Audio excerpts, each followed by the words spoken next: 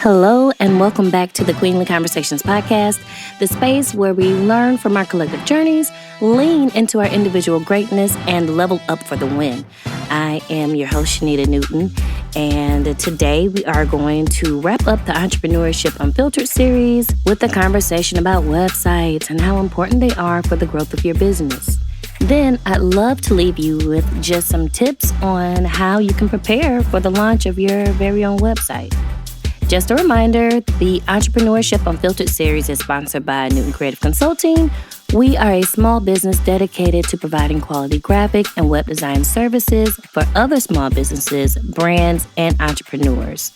Oh, and quick announcement, I am super excited and a little nervous, to be honest, to share that I have been invited to facilitate a workshop on marketing for small businesses on Tuesday, September 27th at 6 p.m. It is absolutely free and it is a virtual workshop. So I would love to have you on the line.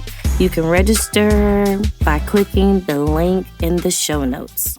Now let's get started. So I was at the gym this morning and saw on the news that 3.2 million business applications were filed in the United States this year alone. That's a lot of businesses. But salute to everybody that decided to step out on faith and start their own business this year, or even if you are on a side hustle and you are working your way to make that your full-time hustle. We are here for it. I absolutely love to see someone starting their own business. Now, it's important to pour into your business and yourself as a entrepreneur, side hustler, business owner, and this weekend, I had the opportunity to do just that. I attended a workshop for women-owned small businesses in my area, and it was everything I needed to be. It was enlightening, it was empowering, and I'm always just so grateful for the opportunity to learn more about business, as it's always a learning journey. But also, I discovered that there are some common challenges that business owners and women in particular experience in business. So it's just a great opportunity to learn. One of the many topics we discussed that day was branding and how important it is for the life of your business. And at the root of it, branding is the story that you share with your audience. It is how your audience gets to know who you are, what value you provide, the services and products that you offer, and that's how they see themselves in you through your branding. Now, we won't be discussing branding full out today. However, we will discuss a significant component of your branding, i.e. your website. A colleague posted this fabulous quote about websites and branding, and I'd like to share. Your website is where your audience should be able to see everything there is to know about your brand and what it represents. But how do you know when you're ready for a website? Or how do you know that you have all the pieces that it takes to really make a polished, professional website that represents you well? Because when people go to Google to, for example, look for a home cleaning service, the next step they're going to take is clicking on your website. So you, want to have a website, but B, you want it to reflect the level and the quality of the service that you're going to provide them, right? Having a website establishes credibility and starts the trust journey with potential clients and customers if it's done well. So I've come up with this checklist so that when you're ready for a website, you have all the pieces in place to really make your website shine. First things first.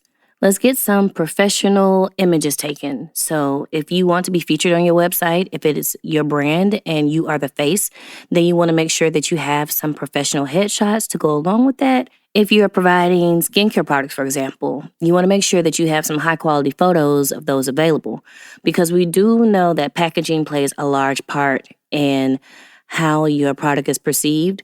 It could be the best thing ever, but if the packaging or if it's not represented in a way that speaks quality, unfortunately, people will prejudge it. You also want to try to avoid stock images as much as possible. In some instances, you'll just have to use a stock image, but if you can avoid it at all, then I would definitely recommend you having some original photos taken of your product, of yourself, of the services you provide, of you in action, or your company, your team servicing a customer or client. Next thing we want to do is make sure that we have an about or a bio written about your organization, about you, if again you are the brand. Go ahead and write out your story or your organization's story. What is it that led you into business in the first place? What problem are you trying to solve? Who are you seeking to help? Jot all your ideas down and then reorganize them into 1 or 2 paragraphs about you or about your organization. The next thing I would say is to think about what you want your domain to be. Your domain is essentially where your website lives. It is like the street address. So it's www.somethinganother.com or org or co. And you want it to be easy to repeat, easy for people to remember.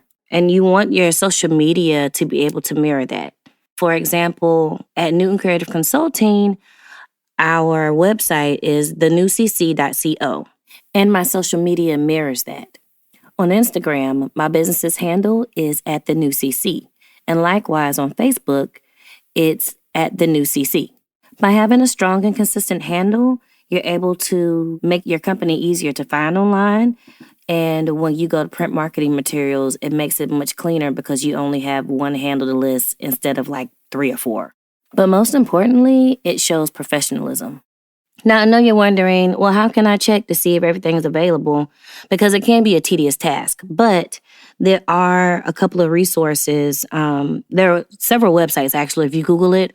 One in particular is called namecheck.com. It's NAMECHECK.com.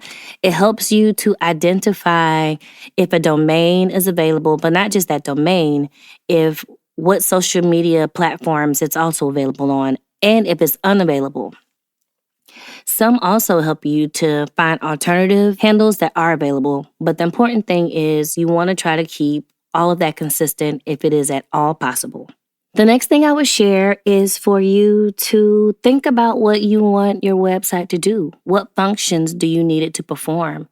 Is it to accept appointments? Do you need it to sell merchandise, accept donations? Is it informational?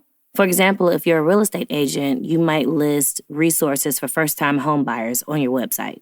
What do you plan to use your website for? And then in line with that, you also want to start to sketch out what your services, the services you provide, and the prices for those services or those products, if you plan to have those prices listed. One last really important note is for you to collect client testimonials and client reviews of your services or products. Word of mouth travels far, and people are attesting to the quality of your product based on their experience. And so if you could collect testimonials, it'll really be beneficial because you can place those on your site.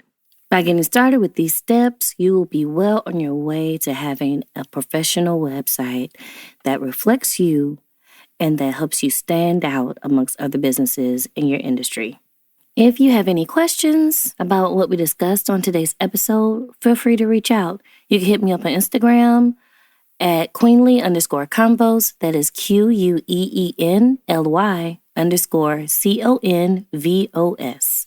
Now, if you would like professional help in getting your website designed and launched, Newton Creative Consulting would love to help. That link, along with the others discussed today, are listed in the show notes. As I close out this episode, I'd just like to remind you that you have the power to transform obstacles into opportunities. Go get it. Thanks for listening to this episode of the Queenly Conversations podcast. If you like the show, be sure to subscribe, rate, and review on Apple Podcasts or whatever platform you are using to listen in today. It helps other queens to find and join our tribe. You can also follow me on Instagram at Queenly_Convos. That's QUEENLY_CONVOS. Until next time, continue to shine, Queen. Talk to you soon.